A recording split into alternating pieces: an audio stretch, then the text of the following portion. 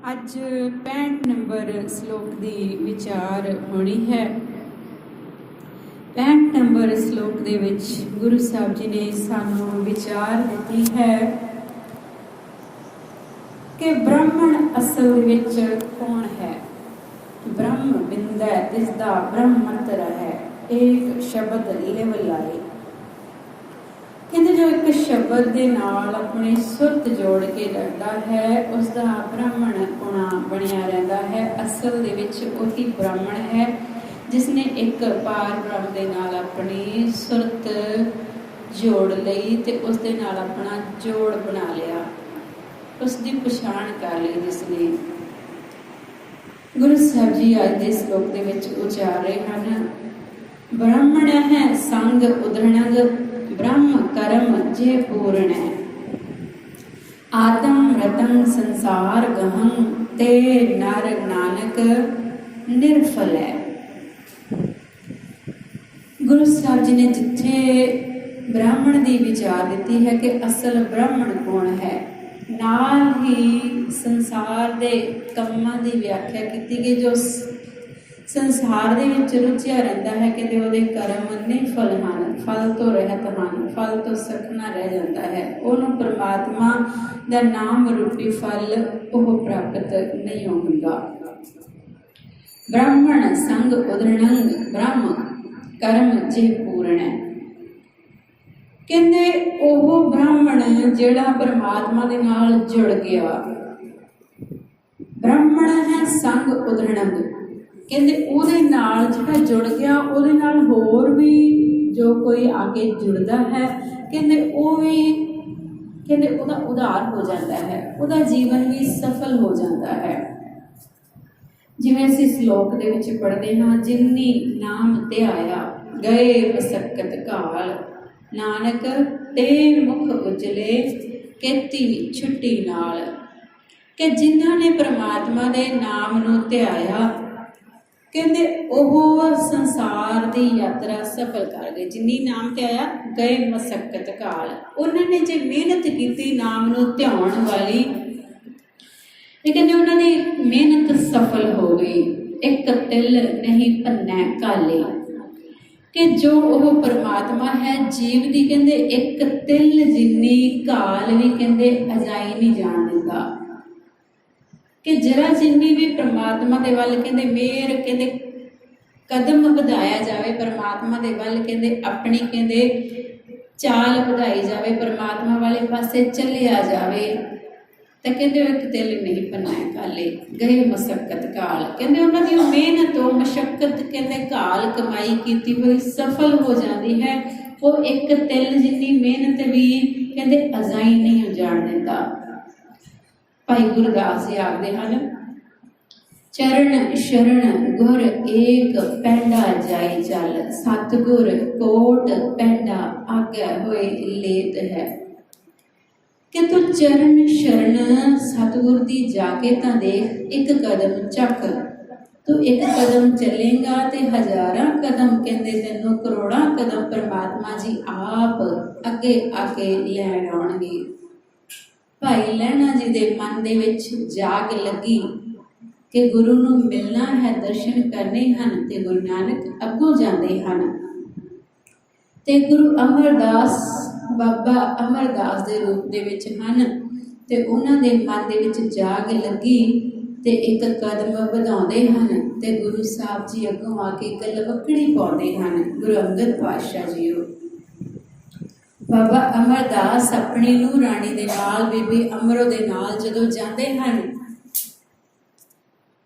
ਤੇ ਜਾ ਕੇ ਬਾਹਰ ਖੜੇ ਹੋ ਜਾਂਦੇ ਹਨ ਤੇ ਗੁਰੂ ਅੰਗਦ ਪਾਤਸ਼ਾਹ ਜੀ ਉਹ ਆਪਣੀ ਪੁੱਤਰੀ ਨੂੰ ਬੀਬੀ ਅਮਰੋ ਜੀ ਨੂੰ ਪੁੱਛਦੇ ਹਨ ਕਿ ਪੁੱਤਰ ਜੀ ਜਿਹਨੂੰ ਨਾਲ ਲੈ ਕੇ ਆਏ ਹੋ ਉਹਨੂੰ ਬਾਹਰ ਕਿਉਂ ਛੱਡ ਦਿੱਤਾ।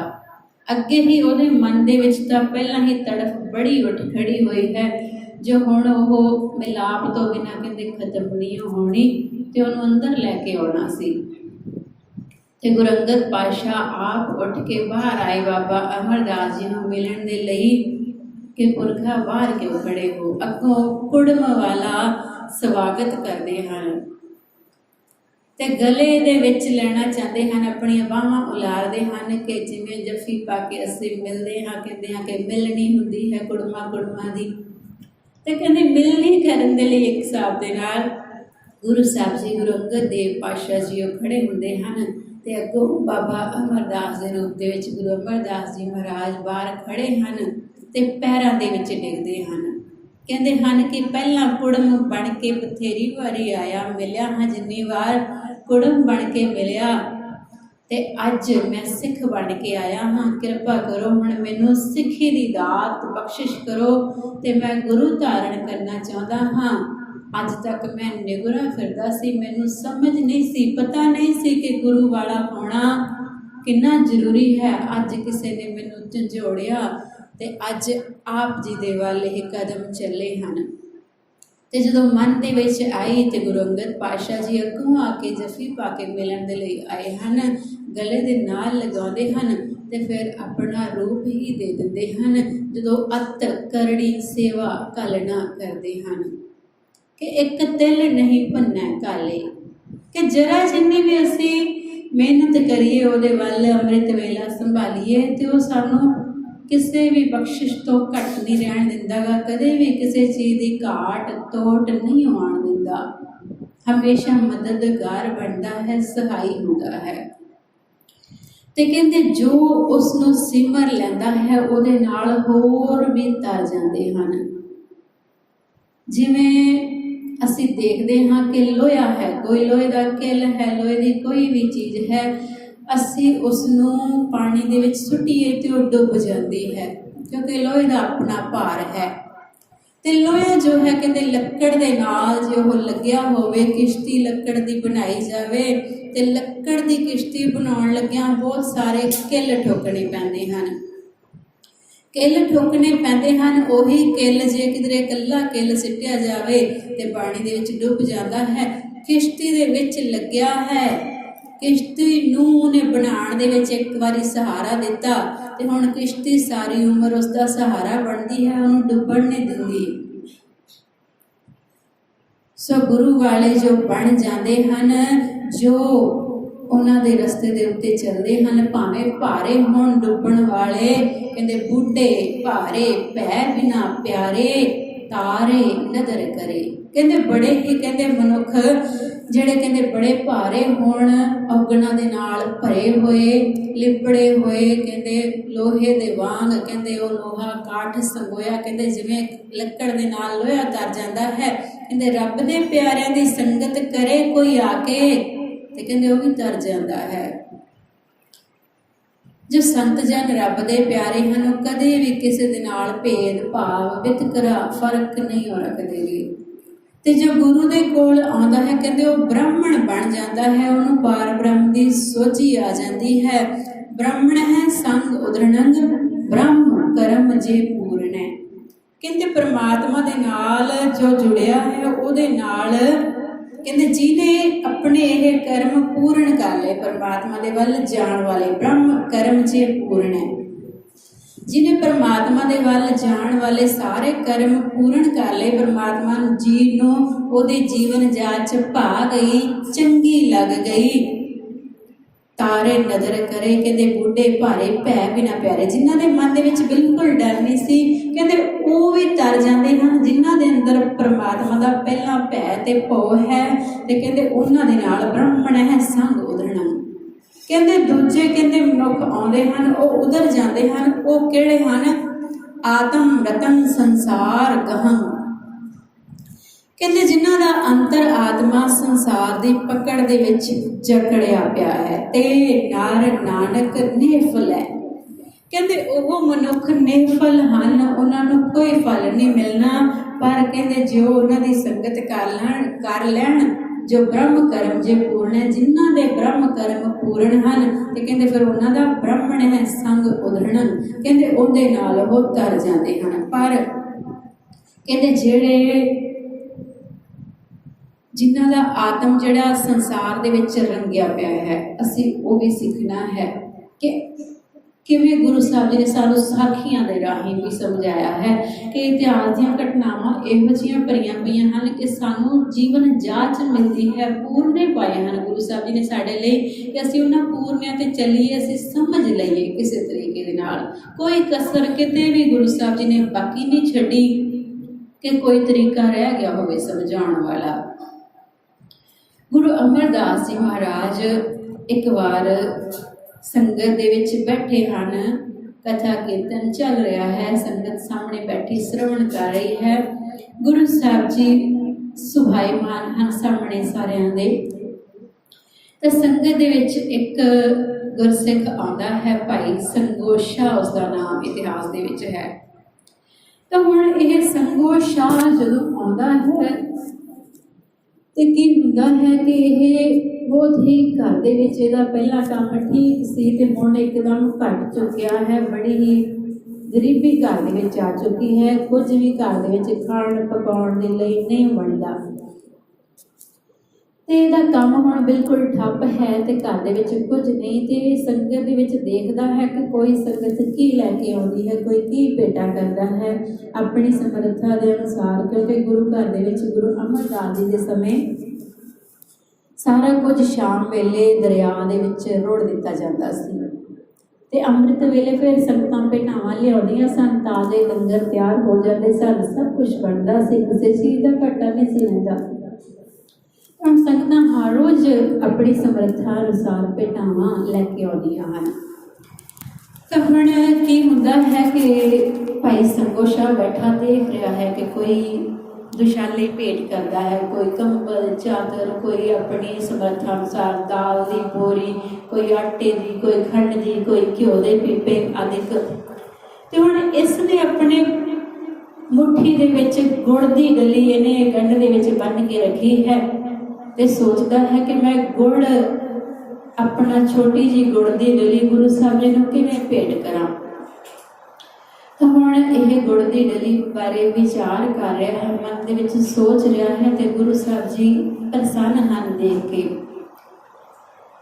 ਤੇ ਕਹਿੰਦੇ, ਭਾਈ ਸੰਗੋ ਸ਼ਾਹ ਕੀ ਗੱਲ, ਤੁਸੀਂ ਕੁਝ ਨਹੀਂ ਹੋ ਮੰਗਣਾ, ਸੰਗਤਾਂ ਮੰਗ ਰਹੀਆਂ ਹਨ ਆਪਣੀ ਸਮਰੱਥਾ, ਜਿਹੜੀ ਚੀਜ਼ ਦੀ ਲੋੜ ਹੈ ਆ ਕੇ ਮੰਗਦੀਆਂ ਹਨ, ਅਰਦਾਸ ਕਰਦੀਆਂ ਹਨ ਕਿ ਗੁਰੂ ਸਾਹਿਬ ਜੀ ਸਾਨੂੰ ਇਹ ਚਾਹੀਦਾ ਹੈ, ਇਹ ਕੰਮ ਹੈ ਘਰੇ ਸਾਡਾ, ਇਹ ਕੰਮ ਪੂਰਾ ਹੋਣਾ ਚਾਹੀਦਾ ਹੈ।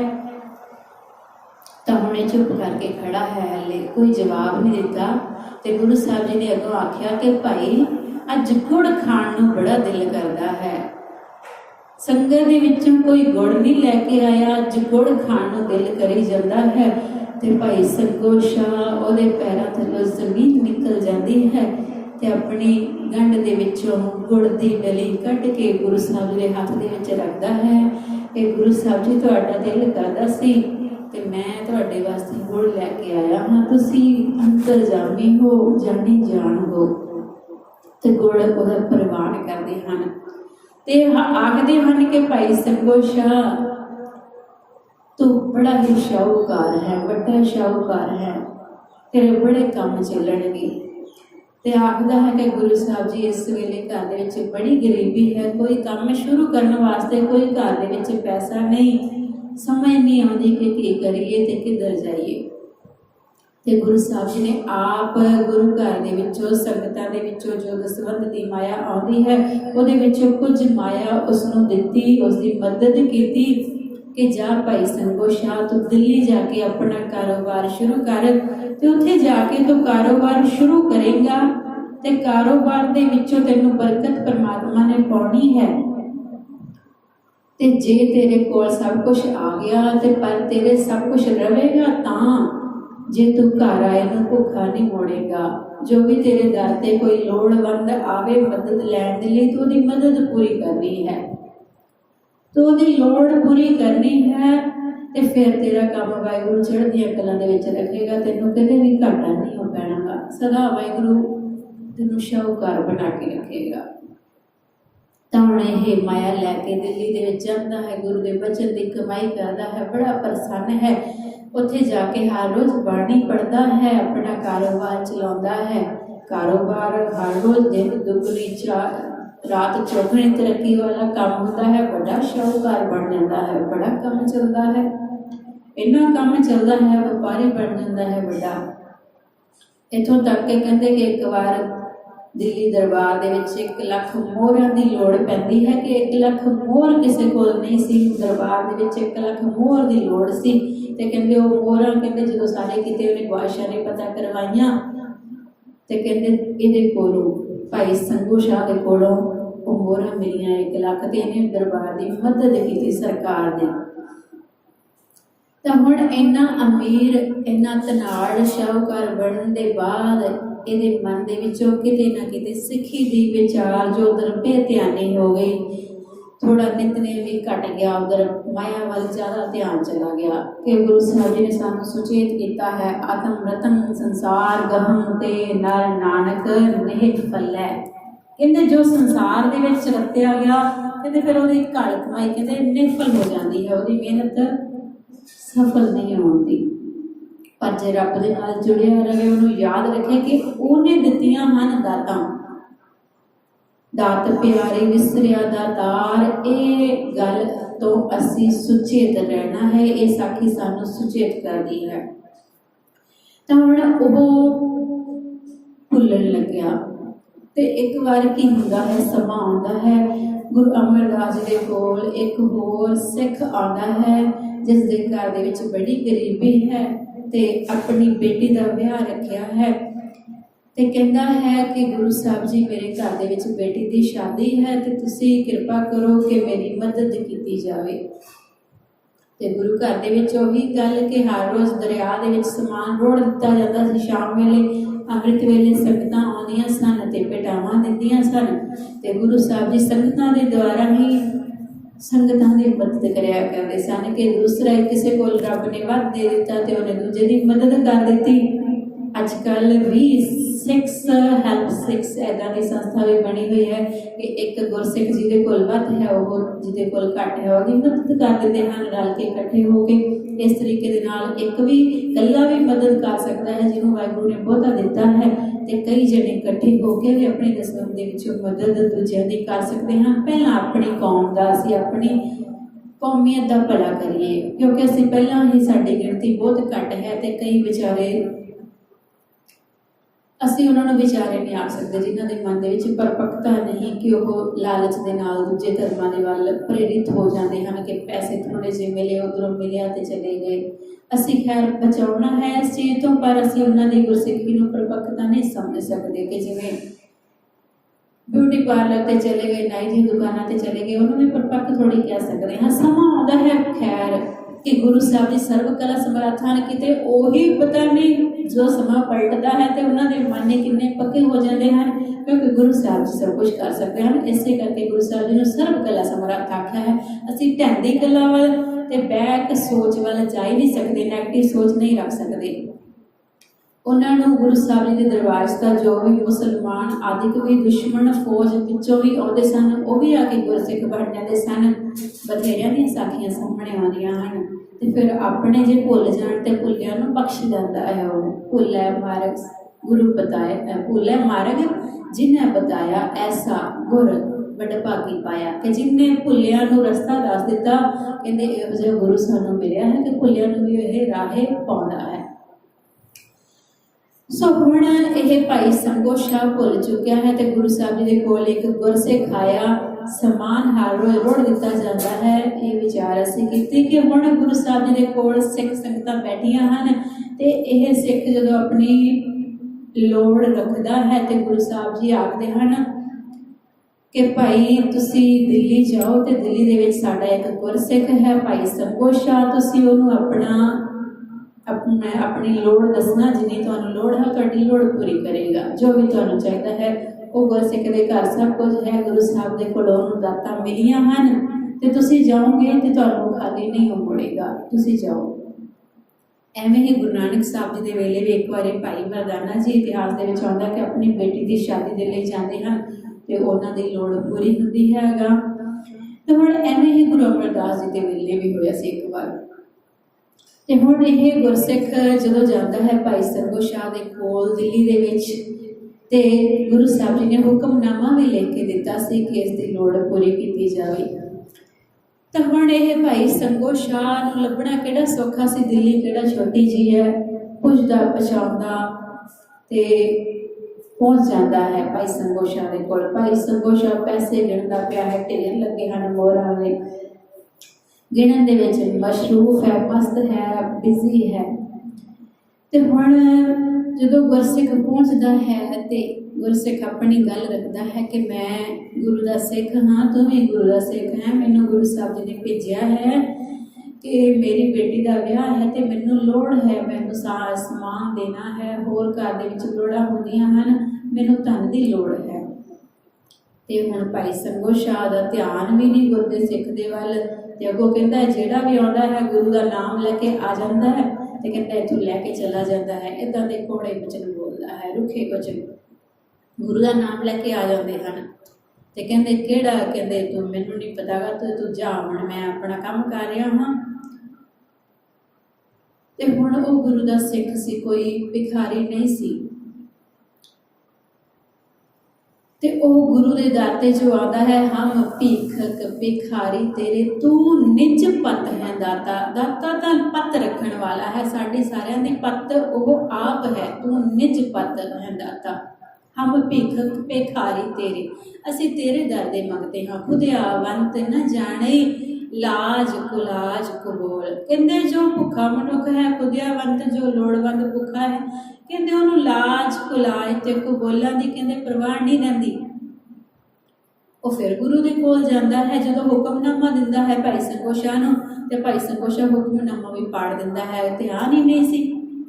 ਤੇ ਹੁਣ ਗੁਰੂ ਦਾ ਸਿੱਖ ਵਾਪਸ ਗੁਰੂ ਅਮਰਦਾਸ ਜੀ ਦੇ ਕੋਲ ਜਾਂਦਾ ਹੈ ਤੇ ਹੁਣ ਜਾ ਕੇ ਆਖਦਾ ਹੈ ਕਿ ਗੁਰੂ ਸਾਹਿਬ ਜੀ ਮੈਨੂੰ ਤਾਂ ਉਹਨੇ ਪਛਾਣਿਆ ਨਹੀਂ ਕਿ ਮੈਂ ਸਿੱਖ ਹਾਂ, ਤੇ ਉਹਨੇ ਧਿਆਨ ਹੀ ਨਹੀਂ ਦਿੱਤਾ, ਆਪਣੀ ਮਾਇਆ ਦੇ ਵਿੱਚ ਮਸਤ ਹੋਇਆ ਪਿਆ ਸੀ। ਗੁਰੂ ਸਾਹਿਬ ਜੀ ਅੱਜ ਬਚਨ ਕਰ ਰਹੇ ਹਨ, ਆਤਮ ਰਤਨ ਸੰਸਾਰ ਗਹਮ ਤੇ ਨਰ ਨਾਨਕ ਨੇ ਫਲੈ। ਤੇ ਹੁਣ ਇੱਧਰ ਗੁਰੂ ਸਾਹਿਬ ਜੀ ਨੇ ਸੰਗਤਾਂ ਇਕੱਠੀਆਂ ਹੋਈਆਂ ਸਨ, ਉਹਨਾਂ ਨੂੰ ਆਖਿਆ ਕਿ ਇਹ ਭਾਈ ਗੁਰਸਿੱਖ ਹੈ, ਇਸ ਦੀ ਲੋੜ ਪੂਰੀ ਕਰੋ। ਸਾਰੇ ਜਣੇ ਆਪਣੀ ਮਾਇਆ ਦੇ ਵਿੱਚੋਂ ਕੁਝ ਨਾ ਕੁਝ ਦਿਓ। ਸਾਰੀਆਂ ਸੰਗਤਾਂ ਨੇ ਕੁਝ ਨਾ ਕੁਝ ਦਿੱਤਾ ਤੇ ਉਹਦੀ ਲੋੜ ਪੂਰੀ ਹੋ ਗਈ। ਉਹ ਸਿੱਖ ਆਪਣੀ ਮਦਦ ਲੈ ਕੇ ਚਲਾ ਗਿਆ। ਤੇ ਇੱਧਰ ਭਾਈ ਸੰਗੋ ਸ਼ਾਹ ਦੇ ਨਾਲ ਕੀ ਹੋਇਆ ਕਿ ਕਹਿੰਦੇ ਇਹ ਵਪਾਰ ਕਰਨ ਗਿਆ ਸੀ ਕਿਸੇ ਆਸੇ ਪਾਸੇ, ਤੇ ਘਰ ਦੇ ਵਿੱਚ ਬਾਲ ਬੱਚੇ, ਪਤਨੀ ਵੀ ਸੀ, ਤੇ ਘਰ ਦੇ ਵਿੱਚ ਪਿੱਛੋਂ ਕਹਿੰਦੇ ਅੱਗ ਲੱਗ ਗਈ, ਆਪਣੇ ਵਪਾਰ ਨੂੰ ਅੱਗ ਲੱਗ ਗਈ। ਭਾਣਾ ਵਾਪਰਿਆ ਰੱਬ ਦਾ, ਗੁਰੂ ਦੇ ਸਿੱਖ ਨੂੰ ਖਾਲੀ ਮੋੜ ਦਿੱਤਾ ਸੀ। ਗੁਰੂ ਸਾਹਿਬ ਜੀ ਨੇ ਆਖਿਆ ਸੀ ਕਿ ਜੋ ਵੀ ਤੇਰੇ ਕੋਲ ਆਵੇ ਉਹਦੀ ਮਦਦ ਕਰਨੀ ਹੈ ਤੇ ਵਾਹਿਗੁਰੂ ਬਰਕਤਾਂ ਪਾਵੇਗਾ। ਮਦਦ ਨਹੀਂ ਉਹ ਕੀਤੀ, ਮਦਦ ਕਰਨੀ ਛੱਡ ਦਿੱਤੀ ਸੀ, ਗੁਰੂ ਨੂੰ ਭੁਲਾ ਦਿੱਤਾ ਸੀ, ਮਾਇਆ ਦੇ ਵਿੱਚ ਫਸ ਗਿਆ ਸੀ। ਤੇ ਹੁਣ ਜਦੋਂ ਮਾਇਆ ਖਤਮ ਹੋਣ ਲੱਗੀ, ਅੱਗ ਲੱਗ ਗਈ, ਤੇ ਫਿਰ ਜੋ ਰਹਿੰਦਾ ਹੁੰਦਾ ਸੀ ਉਹ ਵੀ ਖਤਮ ਹੋ ਗਿਆ। ਤੇ ਹੁਣ ਫਿਰ ਗੁਰੂ ਦੀ ਯਾਦ ਆਉਂਦੀ ਹੈ ਤੇ ਗੁਰੂ ਦੀ ਸ਼ਰਨ ਦੇ ਵਿੱਚ ਆਉਂਦਾ ਹੈ ਤੇ ਕਹਿੰਦੇ ਹਨ ਕਿ ਫਿਰ ਅਸੀਂ ਉਹੀ ਬਚਨ ਤੇ ਆ ਜਾਂਦੇ ਹਾਂ ਕਿ ਚਰਨ ਸ਼ਰਨ ਗੁਰ ਏਕ ਪੈਂਡਾ ਜਾਏ ਚੱਲ, ਭੁੱਲਿਆ ਮਾਰਗ ਜਿਨਾ ਬਤਾਇਆ। ਹੁਣ ਭੁੱਲਿਆਂ ਨੂੰ ਰਸਤੇ ਪਾਉਂਦਾ ਹੈ ਸਤਿਗੁਰੂ, ਇਹੋ ਜਿਹਾ ਹੈ ਸਾਡਾ ਦਾਤਾ। ਤਾਂ ਹੁਣ ਸਤਿਗੁਰੂ ਦੇ ਕੋਲ ਜਦੋਂ ਆਉਂਦੇ ਹਨ ਫਿਰ ਭਾਈ ਸੰਗੋ ਸ਼ਾਹ ਤੇ ਉਹਨੂੰ ਬਖਸ਼ ਲੈਂਦੇ ਹਨ। ਗੁਰੂ ਸਾਹਿਬ ਜੀ ਕਹਿੰਦੇ ਕਿ ਤੂੰ ਗੁਰੂ ਦੇ ਯਾਦ ਕਰਕੇ ਤੇਰਾ ਇਹ ਕਿਉਂ ਹੋਇਆ ਤੇਰੇ ਨਾਲ? ਕਹਿੰਦਾ ਵੀ ਮੇਰੇ ਤੋਂ ਕੋਈ ਗਲਤੀ ਨਹੀਂ ਹੋਈ। ਗੁਰੂ ਸਾਹਿਬ ਜੀ ਕਹਿੰਦੇ ਅਸੀਂ ਗੁਰਸਿੱਖ ਭੇਜਿਆ ਸੀ ਤੇ ਕਹਿੰਦੇ ਤੂੰ ਹੁਕਮਨਾਮਾ ਵੀ ਪੜ੍ਹ ਦਿੱਤਾ। ਕਹਿੰਦੇ ਸੱਚੀ ਵੀ ਤੁਸੀਂ ਹੁਕਮਨਾਮਾ ਭੇਜਿਆ ਸੀ, ਮੇਰੇ ਤੋਂ ਗਲਤੀ ਹੋ ਗਈ ਕਿ ਮੈਂ ਮਾਇਆ ਦੇ ਵਿੱਚ ਫਸ ਚੁੱਕਿਆ ਸਾਂ। ਗੁਰੂ ਸਾਹਿਬ ਇਹ ਮਾਇਆ ਗ੍ਰਸ ਲੈਂਦੀ ਹੈ, ਇਹ ਮਾਇਆ ਚੋਰਟੀ ਹੈ, ਮੁਸ ਲਾਵੇ ਹੱਡ, ਇਹ ਸਾਨੂੰ ਵਾਰ-ਵਾਰ ਠੱਗਦੀ ਹੈ, ਆਪਣੇ ਵਿੱਚ ਫਸਾ ਲੈਂਦੀ ਹੈ। ਅਸੀਂ ਇੰਨਾ ਕੁ ਫਸ ਜਾਂਦੇ ਹਾਂ ਕਈ ਵਾਰੀ ਵਾਹਿਗੁਰੂ ਨੂੰ ਭੁੱਲ ਜਾਂਦੇ ਹਾਂ ਤੇ ਵਾਹਿਗੁਰੂ ਜੀ ਸਾਨੂੰ ਸੁਚੇਤ ਕਰਦੇ ਹਨ, ਪਰਮੇਸ਼ਰ ਤੇ ਭੁੱਲਿਆ ਵਿਆਪਣ ਸਭੇ ਰੋਗ, ਖਿਨ ਮੈਂ ਕੋੜੇ ਹੋਏ ਗਏ ਜਿਤੜੇ ਮਾਇਆ ਭੋਗ। ਇਹ ਕੋੜੇ ਹੋ ਜਾਂਦੇ ਹਨ ਮਾਇਆ ਦੇ ਭੋਗ ਜਿੰਨੇ ਵੀ ਅਸੀਂ ਭੋਗਦੇ ਹਾਂ। ਸੋ ਗੁਰੂ ਸਾਹਿਬ ਜੀ ਸਾਨੂੰ ਸੁਚੇਤ ਕਰਦੇ ਹਨ ਵਾਰ-ਵਾਰ। ਤੇ ਭਾਈ ਸੰਗੋ ਸ਼ਾਹ ਨੂੰ ਬਖਸ਼ ਲੈਂਦੇ ਹਨ ਤੇ ਬਖਸ਼ ਕੇ ਉਹਨੂੰ ਪ੍ਰਚਾਰਕ ਦੀ ਮੰਜੀ ਵੀ ਥਾਪ ਦਿੰਦੇ ਹਨ। ਗੁਰੂ ਸਾਹਿਬ ਜੀ ਨੇ 22 ਮੰਜੀਆਂ ਤੇ 52 ਪੀੜ੍ਹੇ ਸਥਾਪਿਤ ਕੀਤੇ, ਉੱਥੇ ਭਾਈ ਸੰਗੋ ਸ਼ਾਹ ਜੀ ਨੂੰ ਵੀ ਪ੍ਰਚਾਰਕ ਹੀ ਬਣਾ ਦਿੰਦੇ ਹਨ। ਫਿਰ ਇੱਥੇ ਪਹਿਲੀ ਪੰਕਤੀ ਤੇ ਸਾਨੂੰ ਆਉਣਾ ਪੈਂਦਾ ਹੈ ਕਿ ਗੁਰੂ ਸਾਹਿਬ ਜੀ ਨੇ ਨਾਲ ਦੀ ਨਾਲ ਜਿੱਥੇ ਨੈਗੇਟਿਵ ਪੱਖ ਦਿੱਤਾ ਹੈ ਉੱਥੇ ਸੁਚੇਤ ਕਰਕੇ ਨਾਲ ਦੀ ਨਾਲ ਰੱਬ ਦੇ ਨਾਲ ਜੋੜਿਆ ਹੈ। ਕਦੇ ਵੀ ਇਹ ਨਹੀਂ ਕੀਤਾ ਕਿ ਨੈਗੇਟਿਵ ਗਿਆ ਕਿਤੇ ਪਿੱਛੇ ਛੱਡ ਦਿੱਤਾ ਕਿ ਅਸੀਂ ਨੀਵੀਂ ਸੋਚ ਲੈ ਕੇ ਅਸੀਂ ਡਿੱਗ ਜਾਈਏ, ਢਹਿੰਦੀ ਕਲਾ ਚ ਆ ਜਾਈਏ। ਗੁਰੂ ਸਾਹਿਬ ਨੇ ਸਾਨੂੰ ਚੜ੍ਹਦੀ ਕਲਾ ਫੇਰ ਦਿੱਤੀ ਹੈ। ਹਰ ਇੱਕ ਸ਼ਬਦ ਦੇ ਵਿੱਚ, ਹਰ ਇੱਕ ਤੁਕ ਦੇ ਵਿੱਚ, ਹਰ ਇੱਕ ਬਾਣੀ ਦੇ ਵਿੱਚ, ਹਰ ਇੱਕ ਸ਼ਲੋਕ, 2 ਪੰਕਤੀਆਂ ਦਾ ਸ਼ਲੋਕ ਹੈ, ਇਹਦੇ ਵਿੱਚ ਸਾਨੂੰ ਸਾਰੇ ਜੀਵਨ ਜਾਚ ਗੁਰੂ ਸਾਹਿਬ ਨੇ ਦਿੱਤੀ ਹੈ। ਫਿਰ ਸਾਨੂੰ ਪਹਿਲੀ ਪੰਕਤੀ ਨਾਲ ਰੱਖਣੀ ਪਵੇਗੀ ਕਿ ਬ੍ਰਾਹਮਣ ਸੰਗ ਉਦਰਣ, ਕਹਿੰਦੇ ਉਹਦੇ ਨਾਲ ਉਦਾਰ ਹੋ ਜਾਂਦਾ ਹੈ। ਬ੍ਰਹਮ ਕਰਮ ਜੇ ਪੂਰਨ ਹੈ, ਕਹਿੰਦੇ ਭੁੱਲੇ ਹੋਏ ਜੇ ਬਖਸ਼ ਕੇ ਆਪਣੇ ਬ੍ਰਹਮ ਵਾਲੇ ਕਰਮਾਂ ਨੂੰ ਪੂਰਨ ਕਰ ਲੈਂਦਾ ਹੈ ਆਪਣੇ ਜੀਵਨ ਦੇ ਵਿੱਚ, ਤੇ ਉਹਦੇ ਨਾਲ ਫਿਰ ਦੂਜੇ ਵੀ ਉਦਰਨ ਵਾਲੇ ਹੋ ਜਾਂਦੇ ਹਨ। ਭਾਈ ਸਰਗੋਸ਼ਾ ਦੂਜਿਆਂ ਨੂੰ ਪ੍ਰਚਾਰ ਕਰਕੇ ਫਿਰ ਗੁਰੂ ਦੇ ਨਾਲ ਜੋੜਨ ਵਾਲੇ ਬਣ ਜਾਂਦੇ ਹਨ ਤੇ ਸਦਾ ਸੁਚੇਤ ਰਹਿੰਦੇ ਹਨ ਹਉਮੈ ਤੋਂ, ਸੰਸਾਰ ਦੇ ਮਾਇਆ ਦੇ ਹੱਲਿਆਂ ਤੋਂ, ਜੋ ਆਤਮ ਰਤਨ ਸੰਸਾਰ ਗ੍ਰਹਣ ਤੇ ਨਰ ਨਾਨਕ ਨਿਫਲ ਜਾਣ ਤੋਂ ਬਚ ਜਾਂਦੇ ਹਨ। ਤੇ ਬ੍ਰਾਹਮਣ ਸੰਗ ਉਦਰਣ, ਉਹ ਗੁਰੂ ਅਮਰਦਾਸ ਦੇ ਨਾਲ ਆਪਦਾ ਉਧਾਰ ਕਰਕੇ ਜਿੰਨੀ ਨਾਮ ਤੇ ਆਇਆ ਗਏ ਮਸਕਤ ਕਾਲ, ਉਹਨਾਂ ਨੇ ਨਾਮ ਤੇ ਆ ਕੇ ਆਪਣੀ ਮਿਹਨਤ ਸਫਲ ਕਰਾ ਲਈ। ਜਪਣ ਵਾਲੀ ਇੱਕ ਦਿਲ ਨਹੀਂ ਪੰਨਾ ਕਾਲੇ, ਤੇ ਫਿਰ ਨਾਨਕ ਦੇ ਮੁਖ ਉਜਲੇ, ਉਹਨਾਂ ਦੇ ਆਪ ਦੇ ਮੁਖ ਤਾਂ ਉਜਲੇ ਹੁੰਦੇ ਹਨ ਕਿਰਤੀ ਛੁੱਟੀ ਨਾਲ। ਜੋ ਦੂਜੇ ਉਹਨਾਂ ਦੇ ਆਖੇ ਲੱਗਦੇ ਹਨ, ਉਹਨਾਂ ਦੀ ਸੰਗਤ ਕਰਦੇ ਹਨ, ਕਹਿੰਦੇ ਉਹਨਾਂ ਦੀ ਵੀ ਛੁੱਟੀ ਸੰਸਾਰ ਤੋਂ, ਵਿਕਾਰਾਂ ਤੋਂ ਵੀ ਛੁੱਟ ਜਾਂਦੇ ਹਨ, ਬਚ ਜਾਂਦੇ ਹਨ। ਸੋ ਗੁਰੂ ਸਾਹਿਬ ਜੀ ਕਿਰਪਾ ਕਰਨ, ਸਾਨੂੰ ਵੀ ਆਪਣੀ ਬਾਣੀ ਦੀ ਜੀਵਨ ਜਾਚ ਬਖਸ਼ਿਸ਼ ਕਰਨ ਤਾਂ ਕਿ ਸਾਡਾ ਆਇਆ ਸਫਲ ਹੋ ਸਕੇ। ਇਹ ਲੋਕ ਸੁਖੀਏ ਪਰਲੋਕ ਸੁਹੇਲੇ, ਨਾਨਕ